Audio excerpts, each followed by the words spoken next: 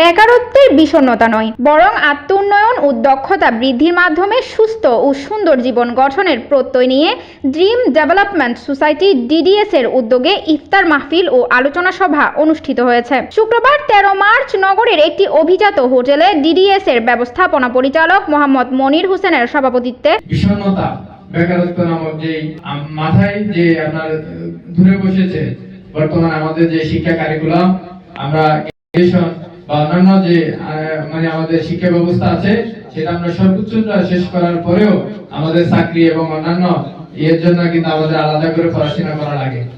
আমরা মনে করি যদি আমরা আমাদের কর্মজীবন বা আমাদের পড়াশোনার জীবনের একটা ধাপ থেকে আমরা যদি নিয়মিত সঞ্চয় এবং ক্ষুদ্র বিনিয়োগের মাধ্যমে কার্যক্রম করতে পারি, তাহলে আমরা ইনশাআল্লাহ আমাদের শেষ সময় গিয়ে আমাদের বেকারত্বের বিষণ্ণতা আমাদেরকে গ্রাস করতে পারবে না, আমরা পরিবারের বোঝা হব না এবং সমাজের জন্য দুশ্চিন্তার কারণও হব না।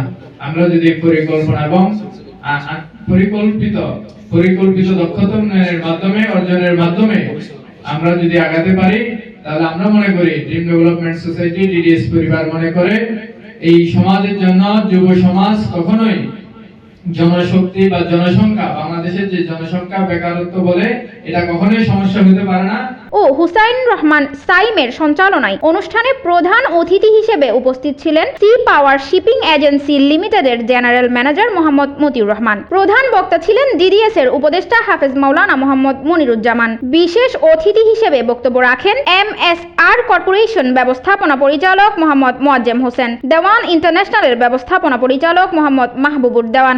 পবিত্র রমজান মাসে আমাদেরকে শিখায় যে ক্ষুধা ও তৃষ্ণার মাধ্যমে আমাদেরকে শিখায় যে সারা বছর যারা অসহায় ও দুঃখী ক্ষুধার্ত মানুষ কিভাবে কষ্টে তাদের দিন যাপন করে। আমরা এই শিক্ষা থেকে, রমজানের এই শিক্ষা থেকে শিক্ষা নিয়ে আমাদের বাস্তব জীবনে এবং সামাজিক জীবনে প্রতিফলন করলে আমাদের সমাজ, দেশ, জাতির পরিবর্তন আসবে এবং আমাদের সমাজ উন্নত হবে।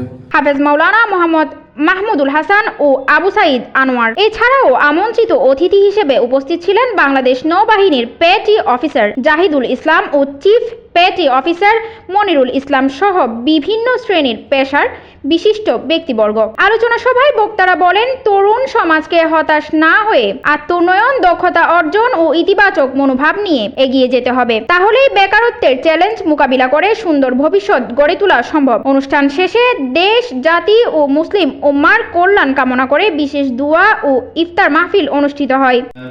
تباركت ربنا وتعاليك يا ذا الجلال والإكرام ربنا ولا تحملنا ما لا طاقة لنا به واعف عنا واغفر لنا وارحمنا أنت مولانا فانصرنا على القوم الكافرين।